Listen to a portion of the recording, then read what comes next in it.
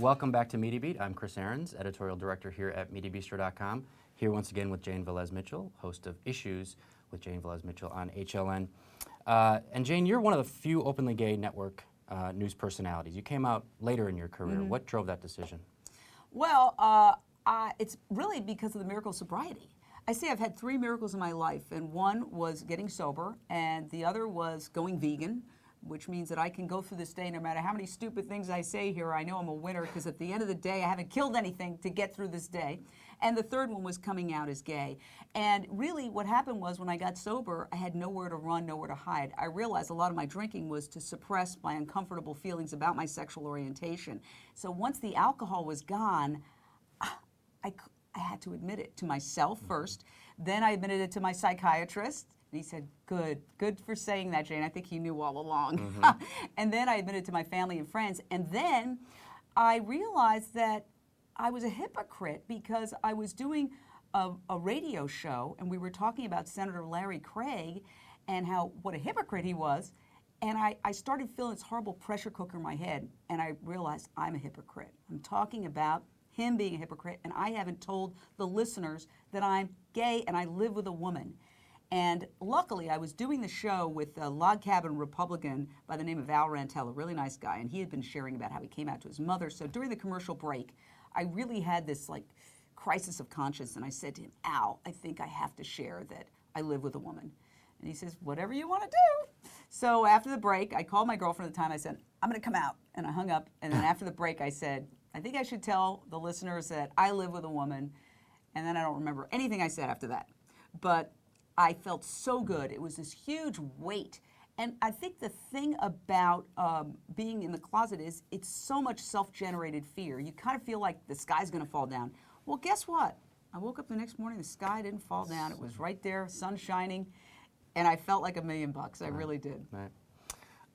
Let's talk a little bit about social media and how we're all immersed in social media now as people who work in traditional media.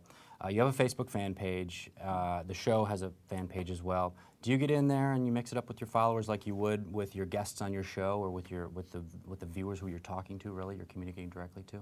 I try to Twitter, and it's really funny because I was twittering about serious What's things. your handle? Well, I do it through that's bad, right? I do it through the lady at work, the nice lady, Amanda Sloan. She does a great job. I send her the Twitter and then she sends it out.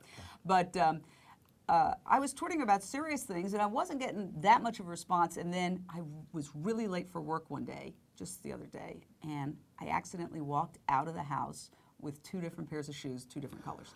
So I at the CNN lobby, I looked down and go, oh my God.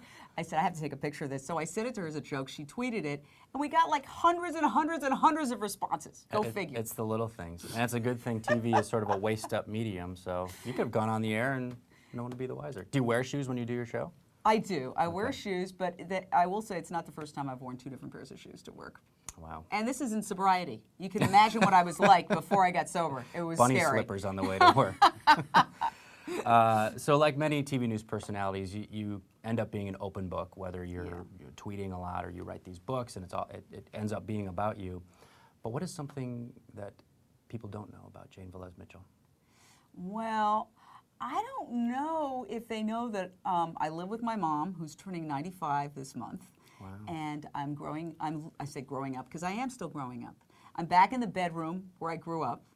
And that all happened. It's actually the first chapter of my book, Addict Nation, because when I got this job on the fly, they said, well, you're going to have to come to New York tomorrow or the next day and start. Literally, I had 2 days' notice, so I packed my bags, I packed my little rescue dogs, I got on the plane, and of course I went to my mom's house in Midtown Manhattan. And then once I got there, I realized, wow, slowly, gradually, all the stuff I left at home in my condo, I didn't miss. Yeah.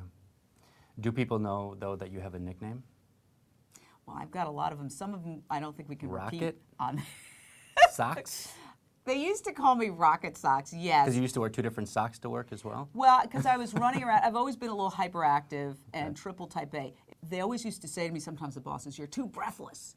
And so who knew that one day it would finally be an advantage to be breathless as opposed to something where I would get scolded because like the news director would call me at some time.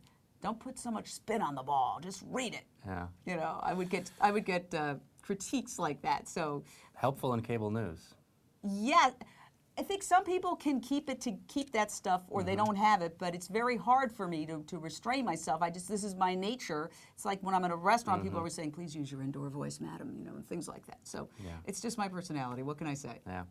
Well, the book is Addict Nation from Jane Velez-Mitchell, her third book. And Jane, we appreciate you coming in. Well, We're going thank to get you you out for of these having me. hot lights now.